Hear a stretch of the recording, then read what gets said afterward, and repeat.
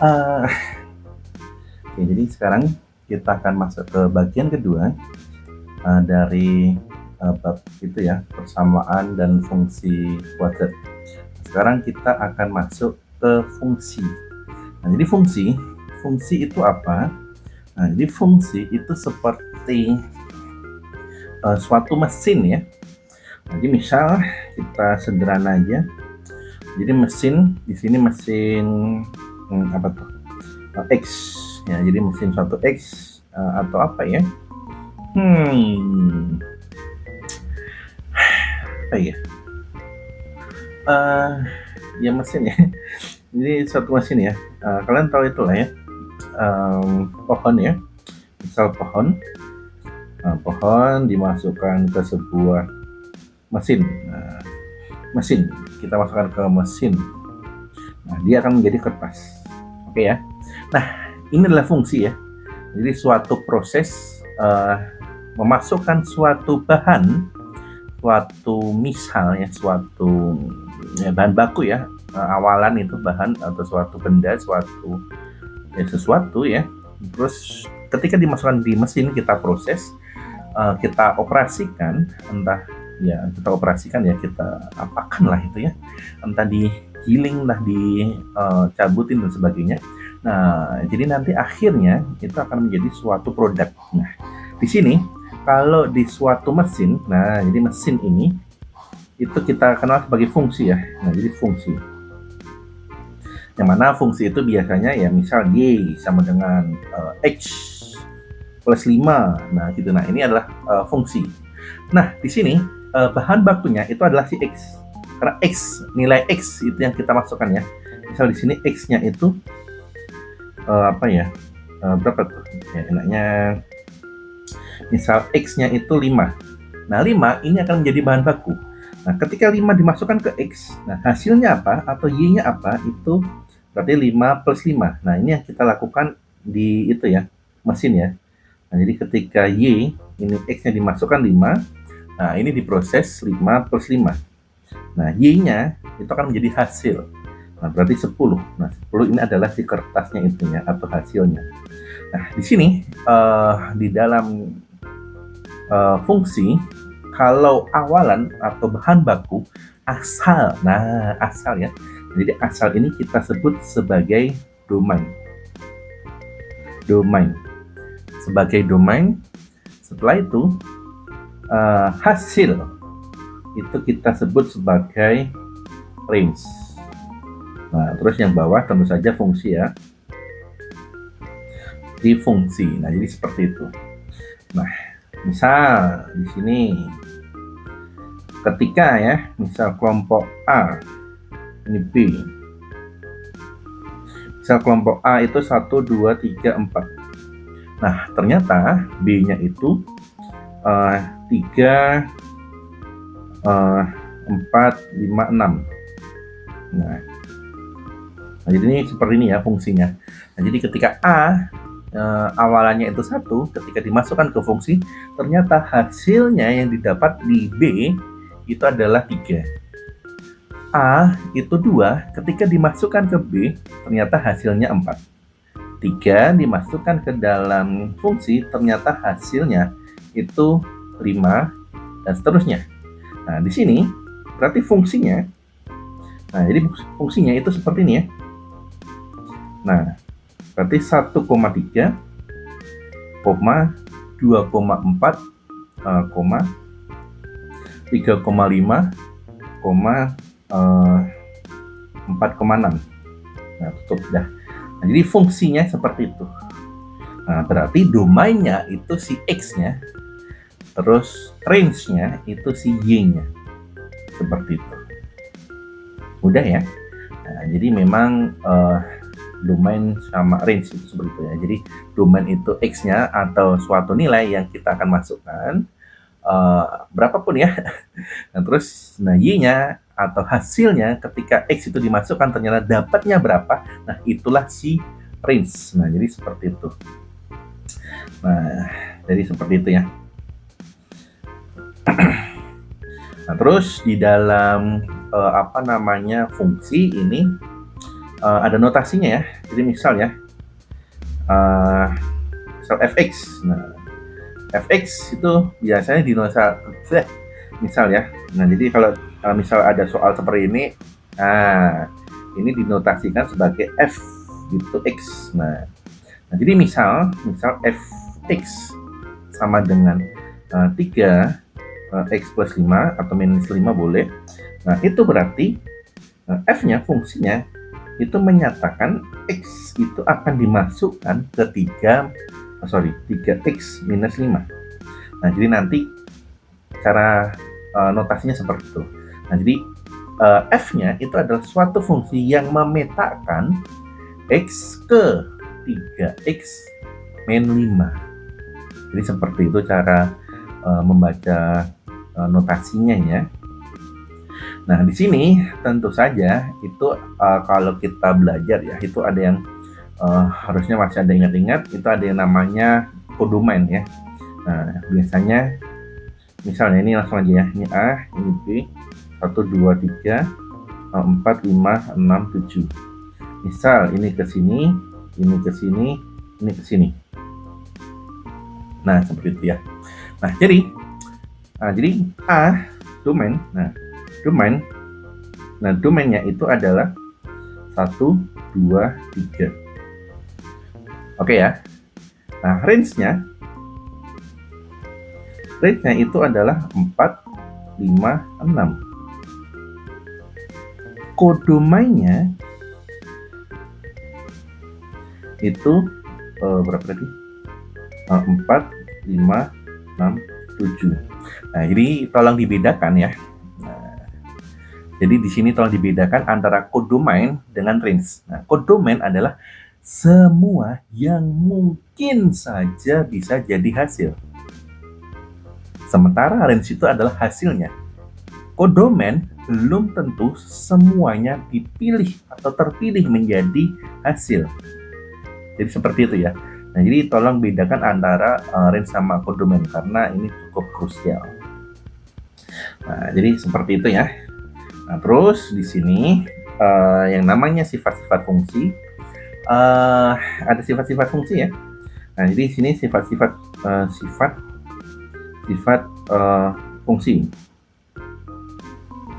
Nah, sifat-sifat fungsi yang pertama itu sifat fungsi onto.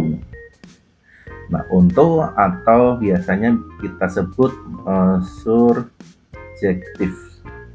Nah, surjektif. Nah, jadi seperti itu ya. Nah, di sini kita langsung contoh ya. Nah, jadi gini. Misal ini A, ini B, ini kelompok A, ini kelompok B. 1, 2, 3 A, B, C. Nah, jadi ini ke sini, ini ke sini, terus ini ke sini. Nah, misalnya ada 4 dah, 4 ya. Nah, ini ke sini. Nah, dah. Nah, ini adalah surjektif. Semua di A memilih semua di B. Saya ulangi. Sifat onto atau surjektif semua di A akan menghasilkan semua yang ada di B. Saya ulangi. Semua yang ada di A akan menghasilkan hasil semua yang di B. Jadi, misal ini kelompok A, ini kelompok B, 1, 2, 3 A, B, C, D, ini ke sini, ini ke sini, ini ke sini. Ini bukan surjektif. Kenapa begitu? Sederhana saja, karena di B ya. Oke. Jadi di B itu tidak dipilih. Nah, jadi itu bukan surjektif.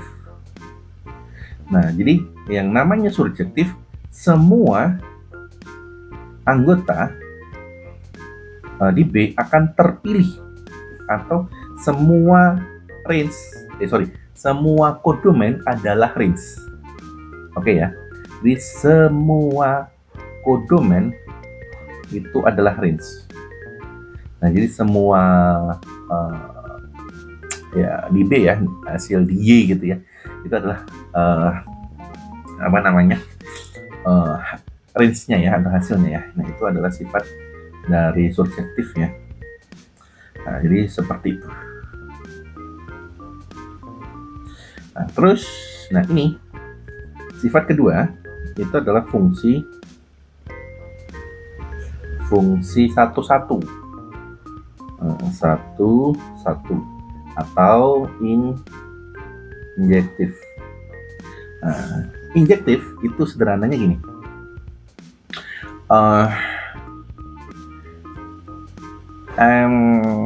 Agak ya oke lah. Oke, jadi gini. Misal gini ya. Ini A, ini B. 1, 2, 3.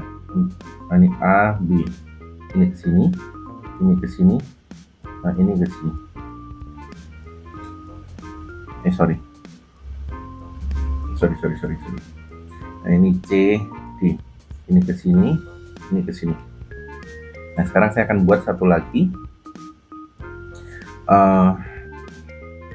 A, B. 1, 2, 3. A, B. Atau gini ya. Sebentar. Ini A, ini B. 1, 2. A, B, C. Nah, jadi gini.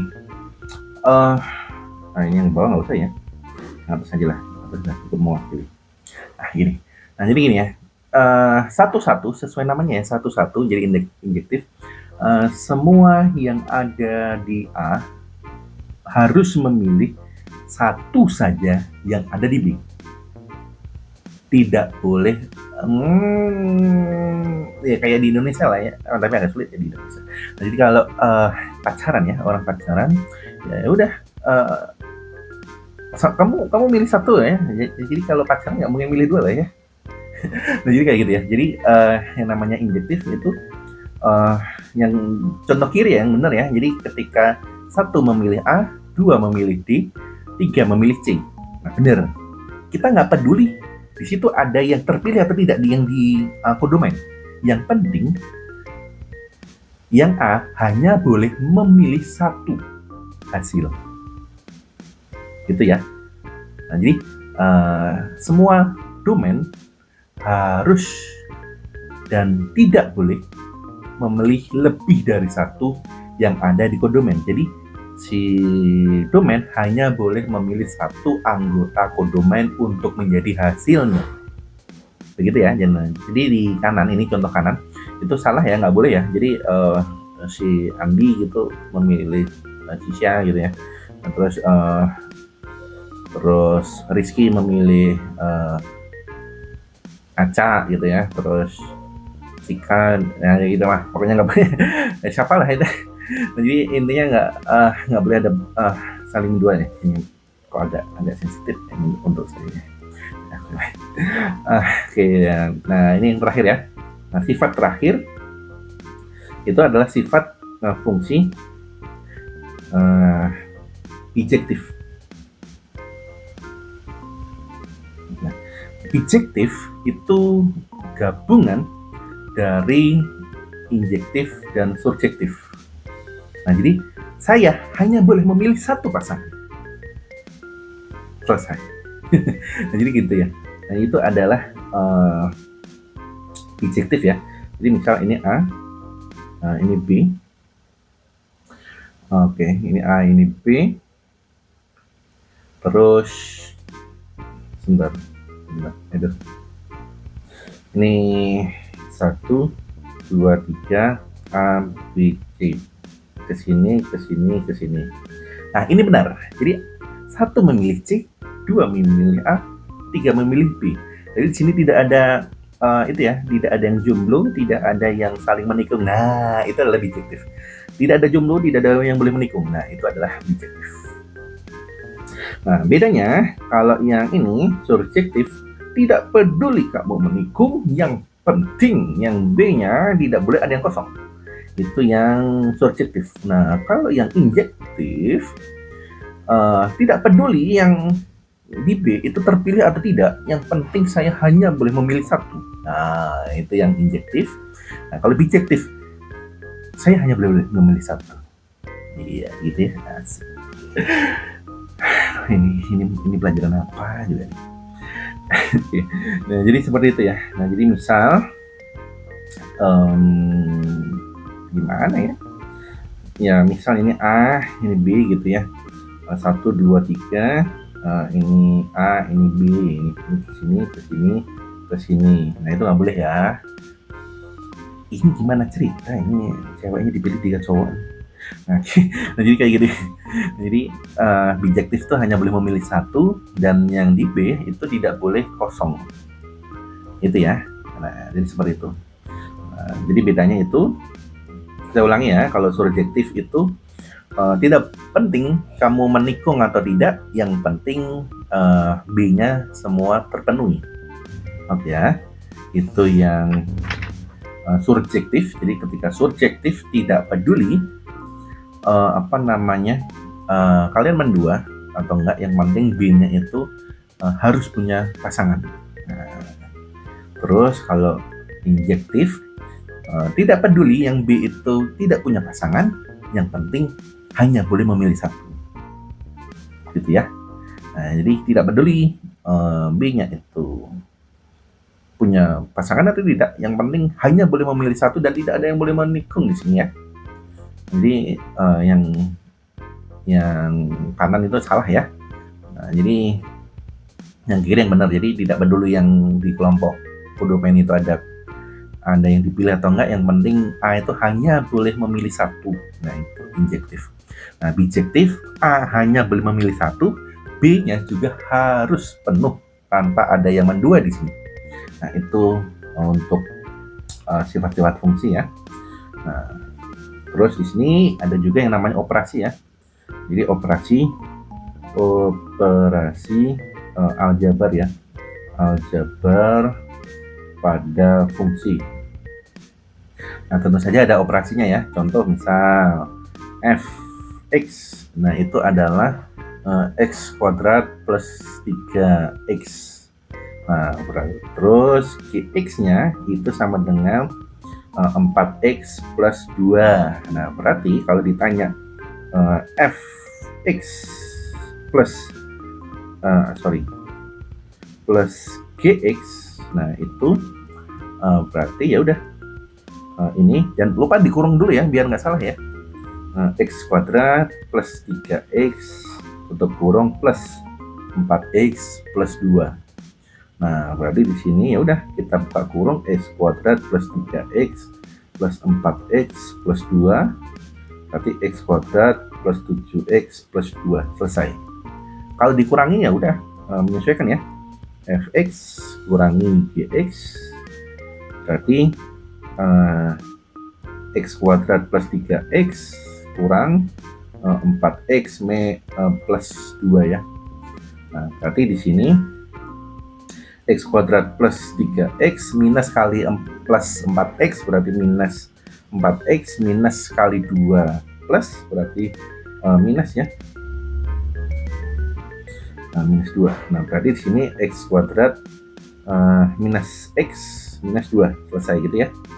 Nah, kalau mau bagi kali gimana Pak? Ya udah ya, kali bagi biasa ya. Nah, jadi kalau fx kali gx ya udah dx kuadrat plus 3x terus dikali 4x plus 2, berarti perkalian biasa ya.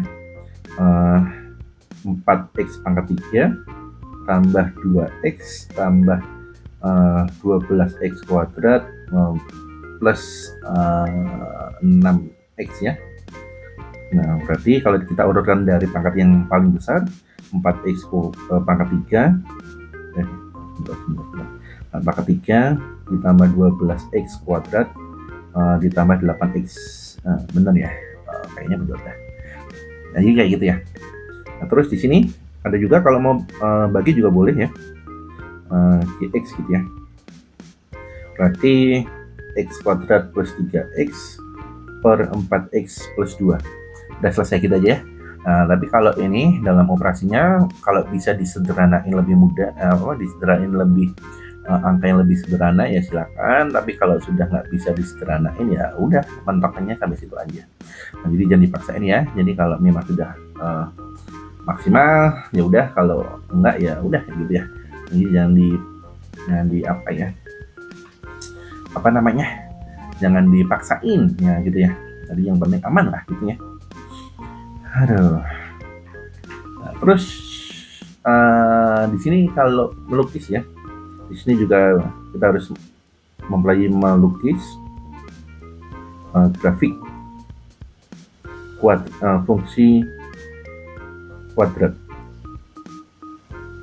Nah, kalau melukis grafik fungsi kuadrat itu sederhana ya. Nah, misal nih, yang gampang aja, berapa tuh? Misal fx x kuadrat plus 2x plus 2 gitu ya. Nah, ini gampang nih. Kalau saya tuh sukanya bikin 5 ya. Nah, jadi 5 itu di bagian minus itu 2, yang bagian plus 2 nolnya 1. Nah, 0 itu menurut saya wajib ya. Nah, misal ya, nah ini domain ya, domain atau x-nya, terus di sini range-nya ya, atau si y-nya ya. Nah, misal nih, nah, jadi y sama dengan, nah jadi fx, nah hasilnya tuh y gitu ya. Terus saya tulis ini aja, bentar. Nah, berarti y sama dengan x kuadrat plus 2x plus 2. Nah, berarti misal ya, nah saya sukanya gini, minus 2. Minus 2 dimasukin berapa tuh? Nah, y-nya 4 kuadrat ya, plus minus 4, ini udah kuadrat nih, terus plus 2. Berarti ya udah ya kita manual aja ya, biar aman lah. Minus 2 kuadrat plus 2 kali minus 2 plus 2, berarti 4 minus 4 plus 2, berarti y-nya 2. Nah, ini 2 ya. Nah, terus kita hapus dulu. Nah, terus misal 1 ya, berarti minus 1 kuadrat plus 2 kali minus 1 plus 2, berarti 1 minus 2 plus 2, berarti 1 gitu ya. Nah, terus di sini ini berapa berarti? Oh, minus 1 terus 0. Nah, 0 berarti kita masukkan, berarti 0 kuadrat plus 2 kali 0 plus 2, berarti 2 ya. Nah, terus ini 1, berarti 1 tambah 2 tambah, nah ini 5, kalau 2 ini 2, berarti 4 tambah 4 tambah 2, berarti 10. Nah, ini 2 ya. Nah, ya udah, berarti kalau bikin grafik ini minus 2, ini minus 1, ini 0, ini 1, ini 2 ya. Di sini ya di 2. Ini nah gini aja ya, ada di 2 ya. Nah, di 2 gimana ya, ini di 2 ya, ini 2 di sini ya, ini 2, 4, 6, 8, 10. Nah, di 2 titiknya apa, hijau ya, merah ya biar kelihatan. Nah, terus berapa nih, minus 1, ininya 1 ya, oke lah. Nah, di sini berarti ya merah mana. Nah, terus kalau berikutnya ya, berapa tuh? 0 itu berarti di 2 itu di sini ya, kembali lagi di 2.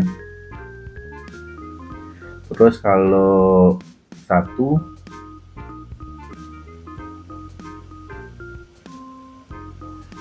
kalau 1 itu 5, di sini 5, terus kalau 2 itu 10. Nah, berarti kelihatan ya. Nah gini. Nah gitu dah ya. Ininya seperti itu ya. Kalau bagusnya pakai ya kalian tuh pakai penggaris lah kalian tuh. Ya. Nah, jadi jangan malas ya pakai penggarisnya. Nah, jadi seperti itu. Nah, itu untuk membuat grafik ya. Jadi biar mantap ya, biar mantap gitu ya. Nah, biar mantap ya pakai penggaris ya. Nah, jadi jangan malas ya. Nah, terus di sini apa lagi nih? Oke, kita sekarang itu ya menyatakan ya. Jadi gini, materi berikutnya. Sekarang kita menyatakan fungsi kuadrat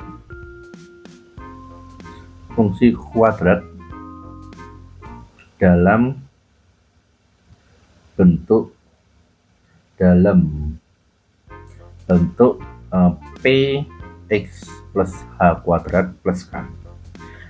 Nah, agak aneh ya.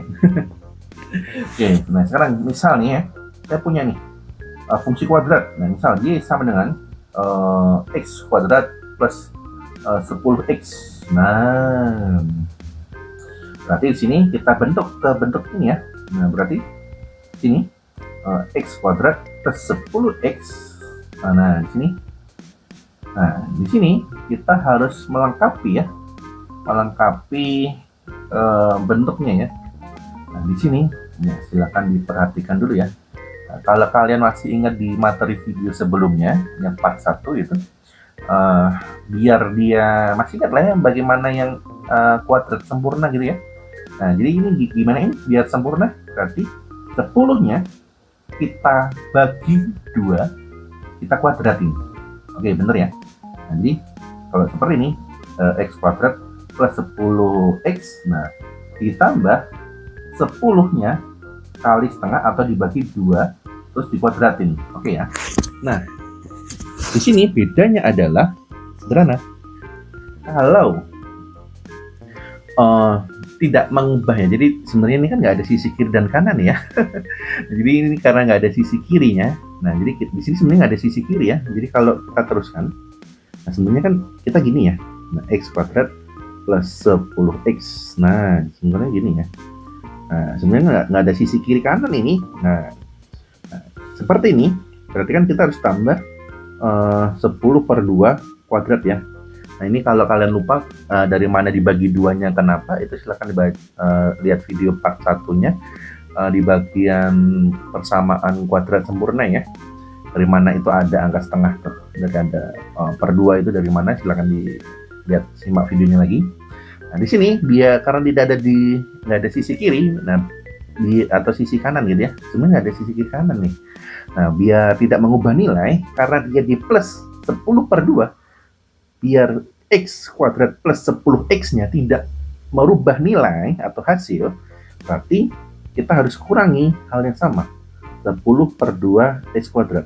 Nah, jadi kalau ini dioperasikan kembali ke sini, jadi tidak mengubah makna ya. Nah, kenapa harus di plus terus di minus lagi? Jadi kan sia-sia Pak. Nah, di sini kan maksud yang saya inginkan. Berarti di sini X kuadrat plus 10X plus 5 kuadrat ya, minus 5 kuadrat. Nah, di sini ini kita bentuk ke bentuk yang seperti kemarin, yang bentuk sempurnanya. Nah, otomatis di sini X plus 5 kuadrat, nah minus 25 ya, 25 dari sini.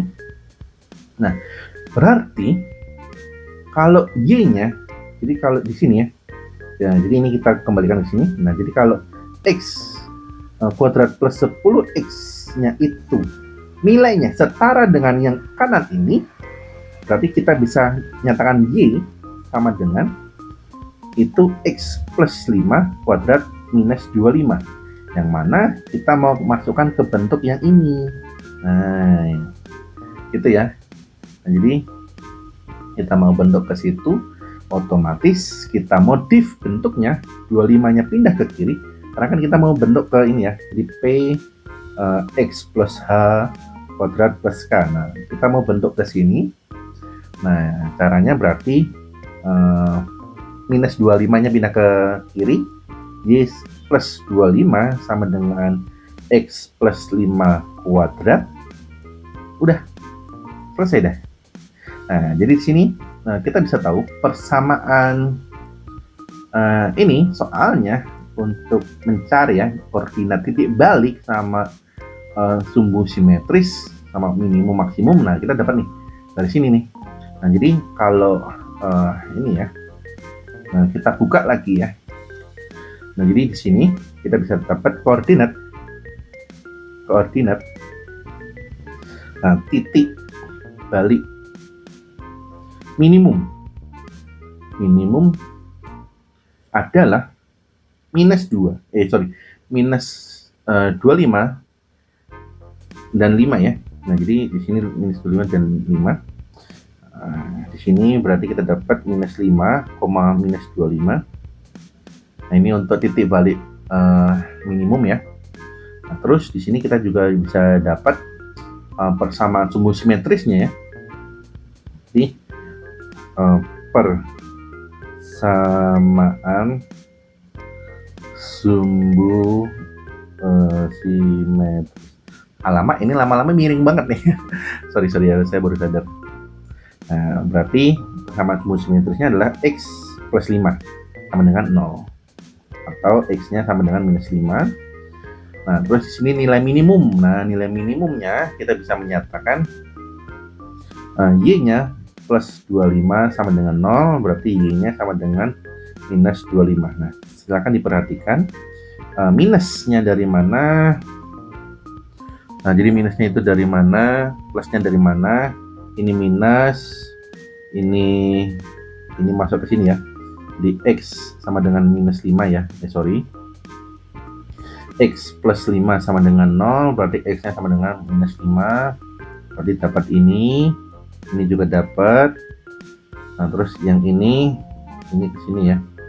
Nah, ini ke sini. Nah, jadi seperti itu ya. Nah, agak pusing ya. Nah, jadi nanti setelah ini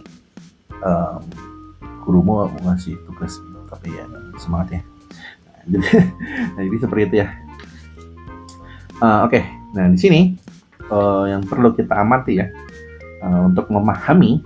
Nah, jadi gini, yang namanya grafik kuadrat itu nggak mungkin A-nya 0 ya. Jadi kalau kalian masih ingat ini ya, jadi misal ya AX kuadrat plus BX plus C sama dengan 0 gitu ya. Nah, A-nya nggak mungkin 0 ya.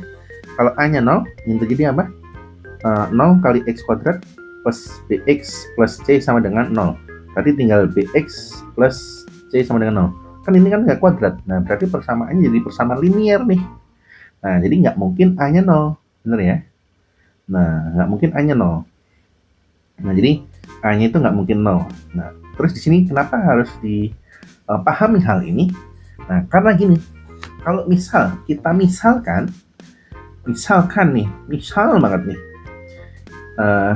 X-nya 0. Nah, jadi dari sini ya, misal X-nya itu sama dengan 0, berarti A kali 0 kuadrat plus B kali 0 plus C sama dengan 0. Nah, berarti di sini kita dapat C-nya ya. Nah, jadi kita dapat C-nya ya. Nah, kita dapat C. Tersisa C. Kalau ini Y ya. Nah, gitu. Berarti kita dapat Y. Y-nya 0. Nah, berarti di sini kita dapat apa ya namanya? Titik potong ya. Nah, jadi titik potong parabola ya. Jadi kalau parabola kan persamaan kuadrat ya. Nah, jadi kalau kita melihat Y, titik potong Y itu bisa kita dapat 0, C ya. Nah, jadi kalau misal X-nya 0 berarti Y-nya C. Nah, di satu sisi kita balik. Kalau Y-nya 0, X-nya berapa? Nah, ini yang menjadi yang selama ini kita pertimbangkan ya. Nah, jadi misal kalau ini kan persamaan kuadrat, X-nya 0 berarti kita dapat Y-nya tinggal C, atau yang suatu konstanta yang tidak punya X. Nah, tapi kalau misal Y sama dengan AX kuadrat plus BX plus C, kita misal Y-nya itu sama dengan 0. Jadi 0 sama dengan AX kuadrat plus BX plus C. Nah, berarti X-nya berapa? Nah, berarti kita bisa pakai faktorisasi, kita bisa pakai persamaan kuadrat sempurna seperti kemarin, atau kita bisa pakai rumus ABC. Oke ya. Nah, jadi kita juga bisa banyak opsi nih. Nah, itu yang kemarin kita bahas. Nah, terus di sini kemarin kalau kalian masih ingat, kita masih membahas ya. Nah, jadi D ya. Nah, D itu apa? B kuadrat minus 4AC. Nah, di sini yang saya ingin tinjau kemarin itu di sini. Nah, misal kalau D-nya itu bernilai lebih dari 0. Nah, itu berarti titik potong itu ada 2 ya. Jadi ada 2 titik potong kena kepala gua nih, berlainan. Nah, terus misal kalau D-nya itu sama dengan 0, berarti grafik menyinggung sumbu X. Nah, kalau misal D-nya itu kurang dari 0, berarti tidak ada titik potong. Nah, gitu ya. Tidak ada titik potong. Nah, jadi seperti itu ya. Nah, terus bagaimana, Pak? Aduh, ini kalau ada gimana nih? Nah, jadi kalau misal Y-nya 0, itu yang kita kerjain selama ini ya. Nah, jadi kita harus entah pakai persamaan sempurna, kita pakai rumus ABC dan sebagainya untuk mencari, mungkin kita bisa memahami. Jadi kita nggak harus mencari X-nya dulu ya. Jadi kalau kita langsung pakai D-nya, yang mana B kuadrat plus 4AC.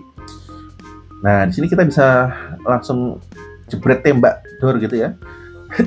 Jadi kita langsung bisa menembak kalau ternyata bentuk grafiknya itu seperti apa. Nah, ternyata kalau D-nya lebih dari 0, itu ada 2 titik potong yang berlainan. Nah, tapi kalau nilai D-nya itu ternyata sama dengan 0, itu ternyata grafiknya itu menyinggung X. Nah, tapi kalau D-nya kurang dari 0, itu tidak ada titik potong di sana. Gitu.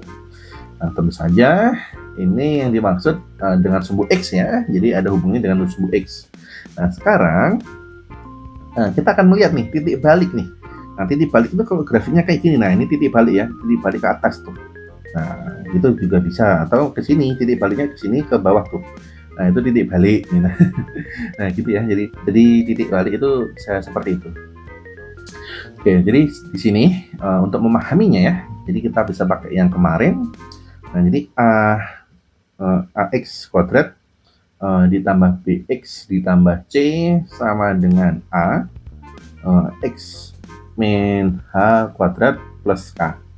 Nah, terus di sini AX kuadrat plus BX plus C sama dengan AX kuadrat min 2A HX plus AH kuadrat plus K. Nah, ini gimana? Ya, silahkan dioperasikan ya. Nah, dari sini kita bisa tahu nih, ternyata kalau P itu nilainya minus 2AH, atau H-nya itu sama dengan minus B per 2A, nah otomatis di sini kita tahu juga nih, ternyata ini kalau ini A, B, dan C, nah ternyata C-nya itu sama dengan AH kuadrat plus K, yang mana K-nya itu sama dengan C minus AH kuadrat. Nah, di sini kita bisa dapat nih, K-nya itu sama dengan minus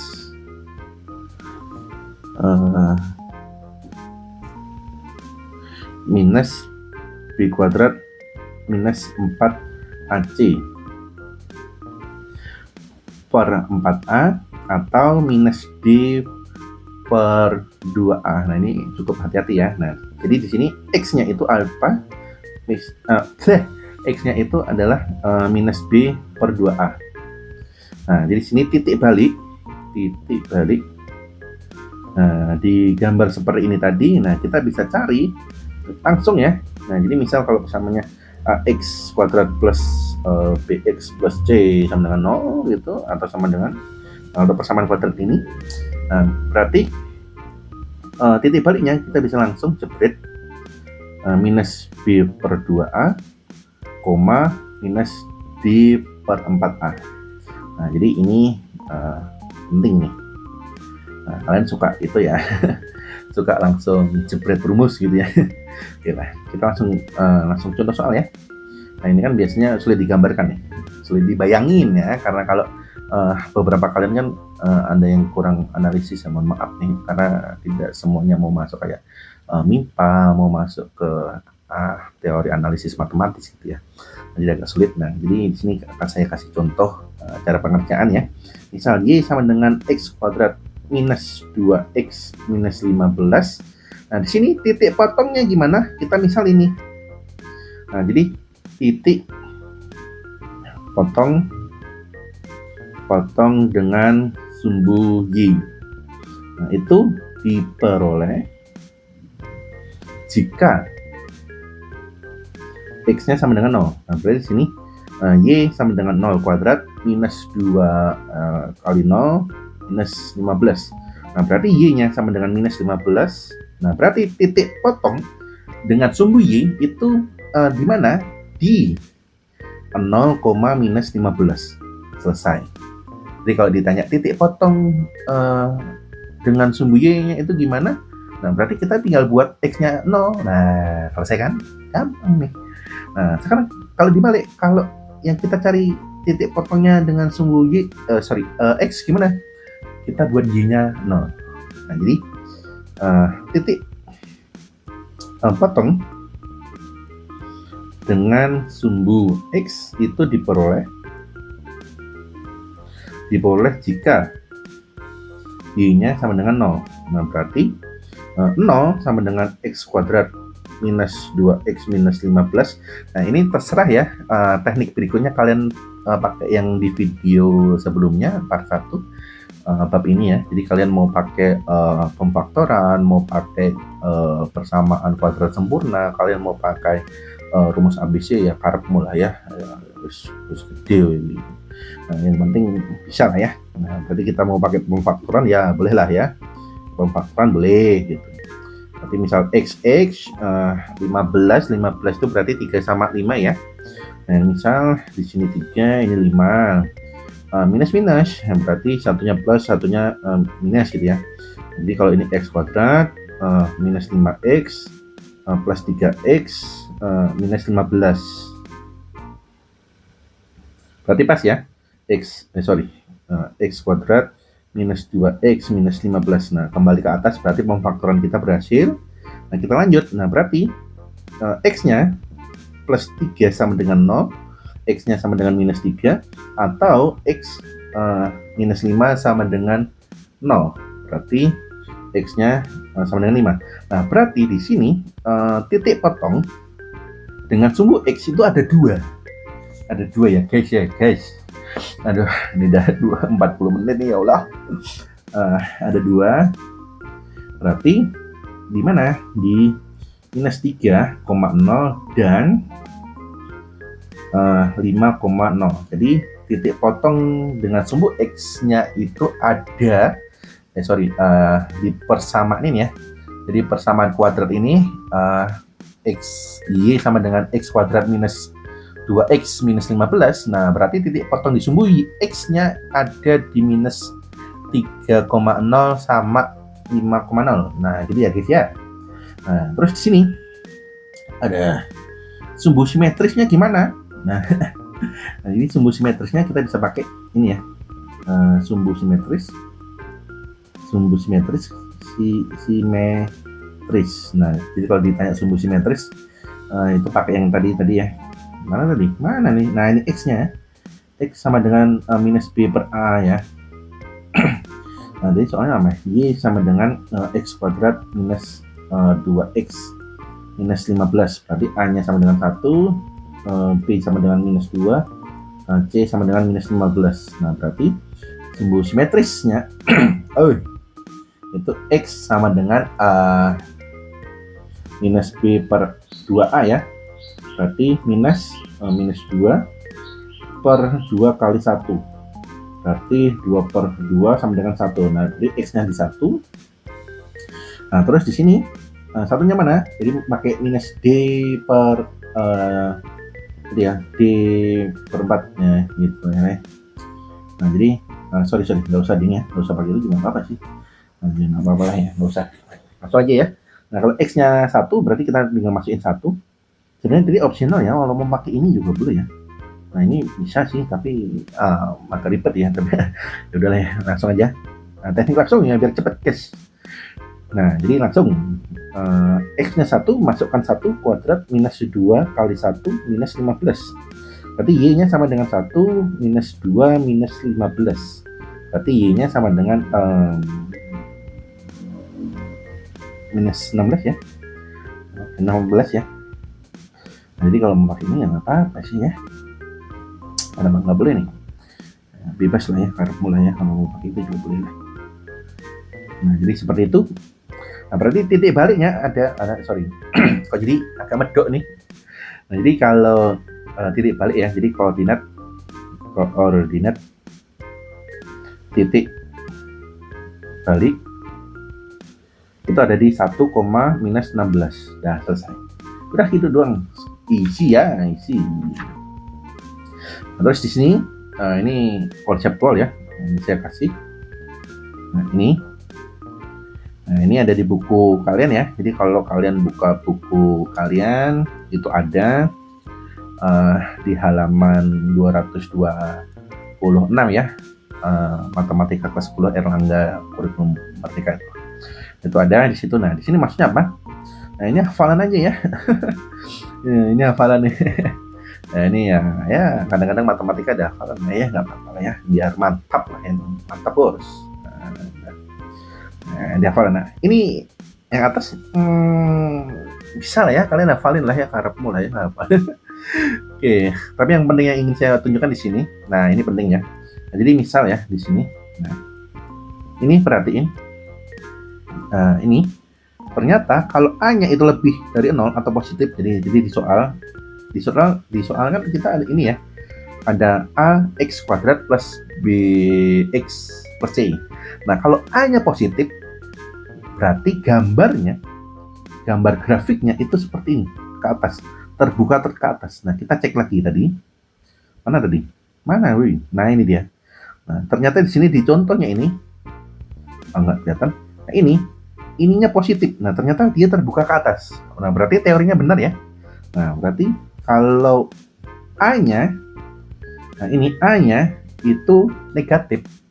Nah, jadi minus X, nah atau minus 3X. Nah, berarti grafiknya harusnya secara teori terbuka ke bawah.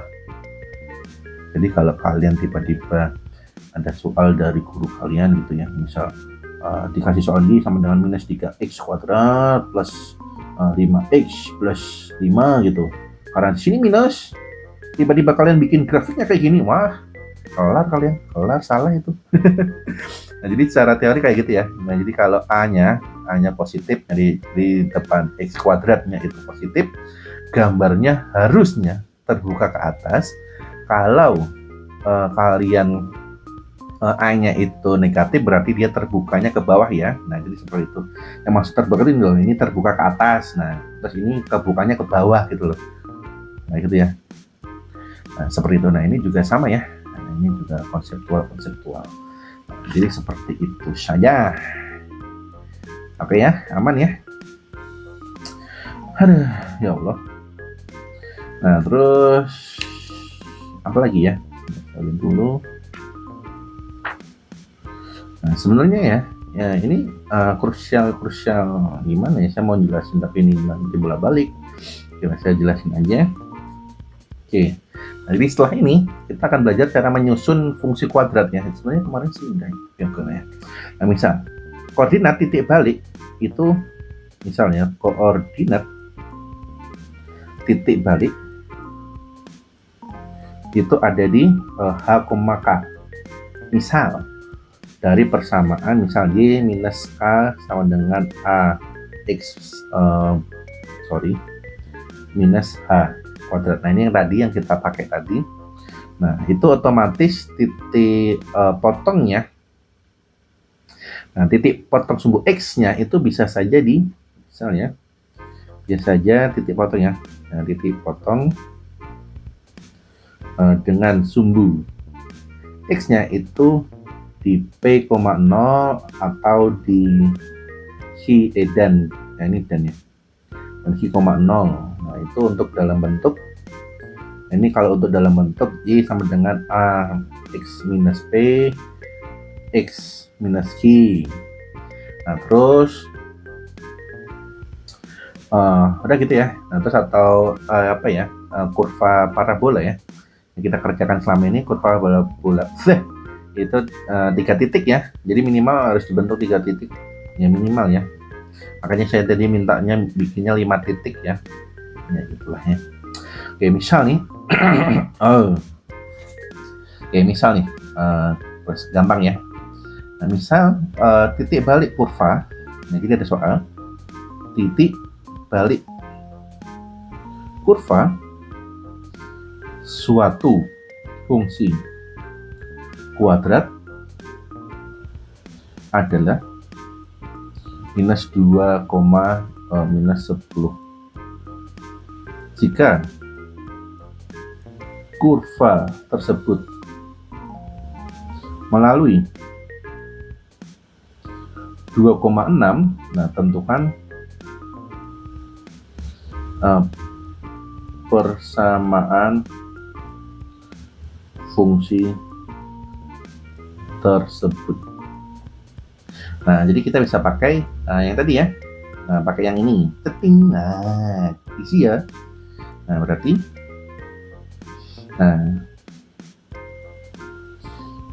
oke ya. Jadi kata-kata ini loh, kata-kata yang harus kalian bawahi. Titik balik potongan. Jadi kalau nanti ada soal tulisannya ada potongan, nah berarti kalian pakai yang ini ya, yang kedua ya. Jadi kita pakai yang pertama karena yang titik balik yang diketahui, titik baliknya itu ada di minus 2, minus 10. Nah berarti kita pakai Y minus K sama dengan A X minus H, ini saya tulis dulu. Nanti titik potongnya ada di minus 2, minus 10. Nah ini titik potong. Nah otomatis kita bisa masukkan Y minus 10 sama dengan A X min 2 kuadrat, berarti Y plus 10 sama dengan A X plus 10 plus 2 kuadrat ya. Nah terus setelah ini gimana Pak? Kita masukkan kurva tadi melalui 2,6. Nah jadi dia melewati 2,6 ya. Nah berarti 6 melalui 2,6, berarti Y nya kita ganti 6 plus 10 sama dengan A, terus ini X nya itu 2 plus 2 kuadrat. Nah berarti ini 16 sama dengan A 2 tambah 2 4 dikuadratin 16, berarti A nya sama dengan 1. Oke ya. Nah setelah itu kita kembalikan ke tadi, bentuknya Y plus Y minus K sama dengan A X minus H kuadrat. Tadi Y nya sudah dapat ya. Ini tadi titik baliknya itu tadi Y minus 10, A nya 1, X nya tadi berapa? Minus 2, X minus 2. Nah dah tuh jadi dah. Nah berarti Y plus 10 sama dengan X plus 2 kuadrat. Nah jadi ini kita tinggal bongkar, berarti Y sama dengan ini X kuadrat plus 4X plus 4 minus 10, berarti Y nya sama dengan X kuadrat. Ini pindah ke kanan ya, jadi ini dibuka dulu hasilnya ini, setelah itu minus 10 nya di sini ya, plus 4X minus 6, udah selesai. Nah jadi persamaan itu. Nah tapi kalau nanti ya, ini kan soalnya kan titik balik kurva ternyata di koordinat sekian, nah berarti kalian pakai yang ini. Tapi kalau di soal ternyata titik potongnya di sumbu X itu di ini sama ini, nah berarti kalian langsung pakai yang ini. Nah jadi seperti itu ya.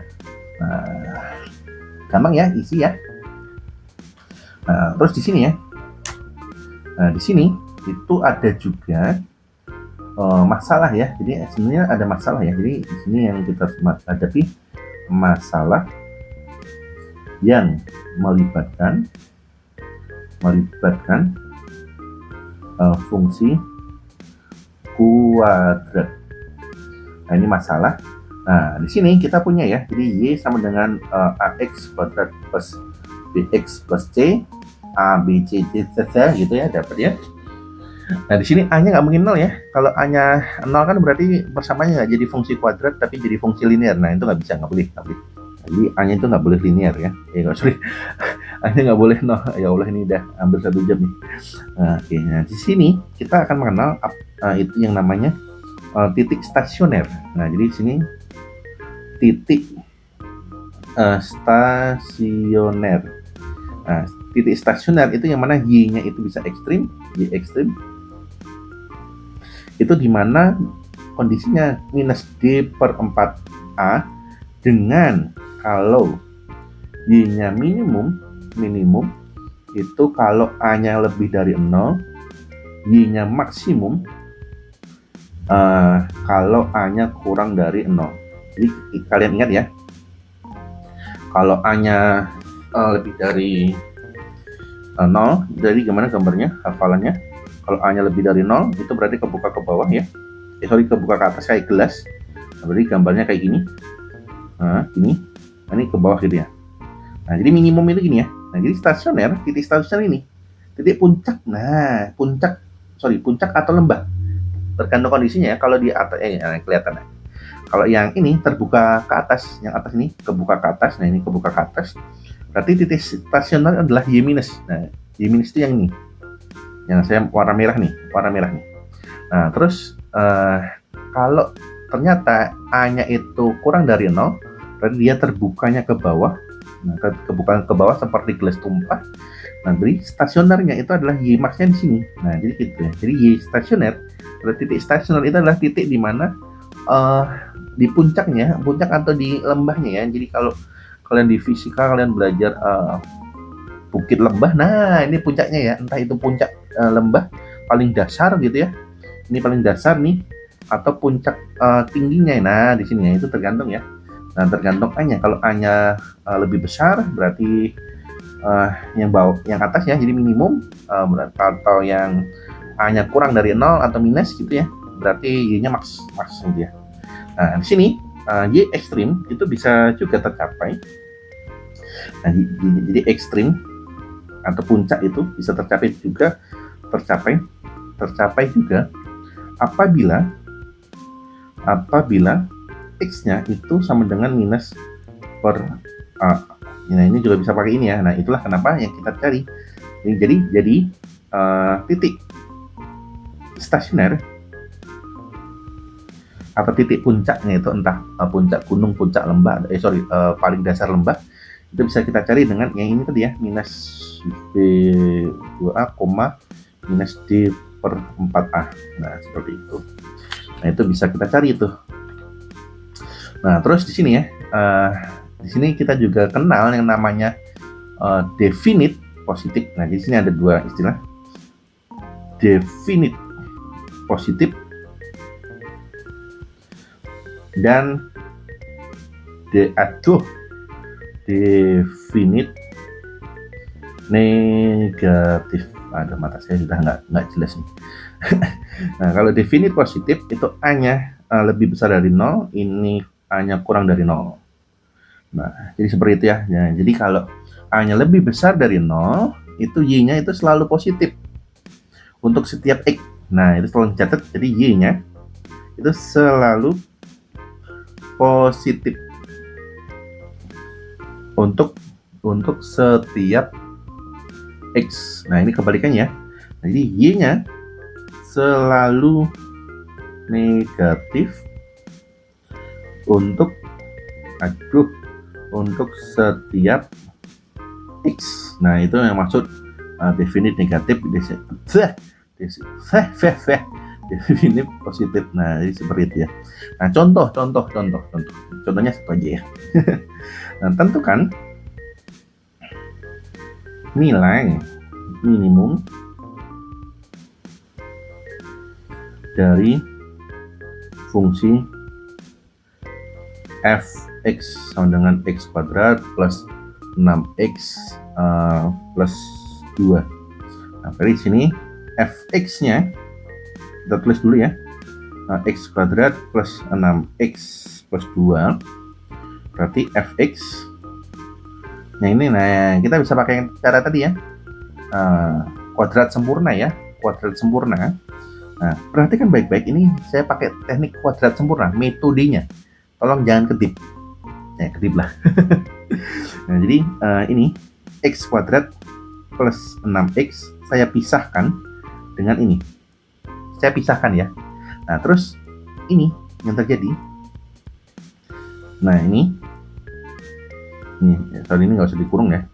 Nah, saya pisahkan dulu ya. Nah, terus di sini seperti tadi ya, persamaan kuadrat sempurna yang di metode part 1 itu, berarti x kuadrat plus 6x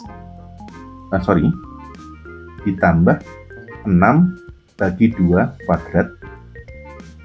Oke, biar nilainya tidak berubah, berarti kanan diminuskan ya, plus 2 minus 6 per 2 kuadrat. Nah, setelah itu kita proses lagi ya. Jadi fx sama dengan x plus 3 kuadrat plus 2 minus 6 bagi 2 itu 3 kuadratnya 9. Nah, berarti x plus 3 kuadrat minus 7 ya. Nah, dari sini kita bisa tahu ya. Nah, jadi bentuknya itu kan bentuk yang tadi ya, a x min a kuadrat plus k. Nah, ini kan kita tahu kalau a-nya itu 1, di sini kan 1. Oke ya, di situ 1. Nah, 1 itu ternyata lebih besar dari 0 nggak sih? 0 ya, lebih besar dari 0. Terus di sini hanya itu ternyata minus 3. Kenapa minus 3? Nah, kalau coba masukkan ke sini minus 3, hasilnya apa? Minus 3 plus 3. Oke ya, paham ya? Nah, terus di sini K-nya itu minus 7. Coba masukkan ke sini. Minus 7. Hasilnya seperti ini. Minus 7. Nah, di sini kita tahu berarti nilai minimum, nah, mana sih? Nah, tadi ya. Oke, tadi konsep tadi. Nah, di sini kita tahu kalau ternyata y-nya itu sama dengan minus 7. Nah, berarti di sini nilai minimumnya itu minus 7. Nah, kita pakai contoh lain. Kalau maksimum. Nah, kalau maksimum gimana? Berarti tentukan nilai maksimum dari fungsi. Nah, dari fungsi f(x) sama dengan 10 plus 2x minus x kuadrat. Nah, ini kebalik ya. Oke, boleh lah. Berarti kita modif dia, kita x-nya pindah ke kiri, minus x kuadrat plus 2x plus 10. Nah, hati-hati, ini minus. Bentuknya gimana? Kalian pahami sendiri. Nah, jadi sini y-nya sama dengan minus x kuadrat plus 2x plus 10. Nah, berarti sini saya ubah ya, minus x kuadrat minus 2x minus 10. Oke ya. Nah, setelah itu kita pakai metode kuadrat sempurna ya. Berarti minus x kuadrat minus 2x, ini kita pisah, minus 10. Nah, berarti minus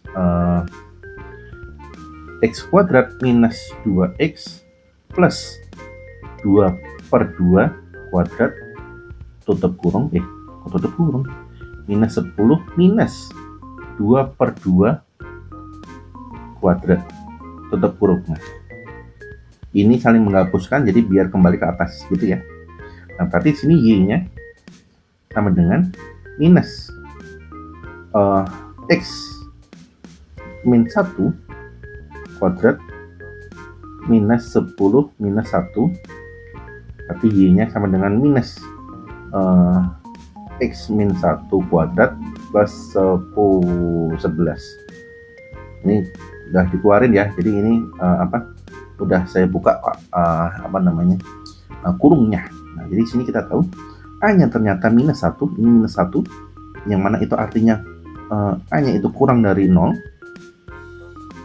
terus H-nya itu 1, K-nya itu 11. Udah. Nah, berarti nilai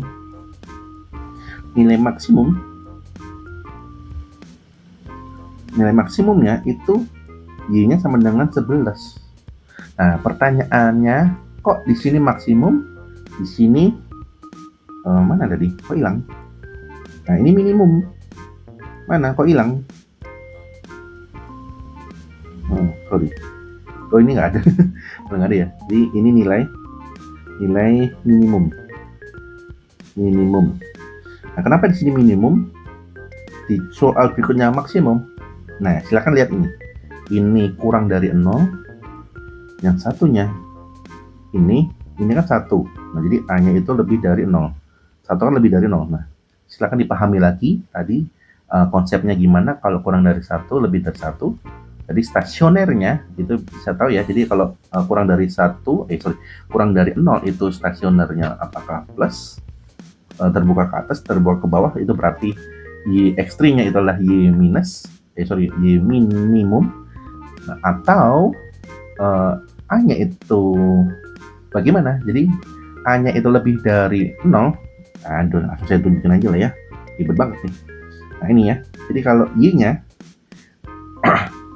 A-nya itu lebih dari 0, berarti dia terbuka ke atas. Nah, berarti dia minimum. Kalau A-nya kurang dari 0, berarti dia maksimum. Nih. Nah, itu saja. Aduh, capek juga ya.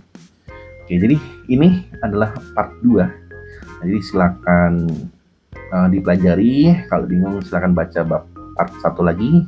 Nah, itu saja dari saya. Jadi semangat untuk belajarnya. Sekian video kali ini. Terima kasih.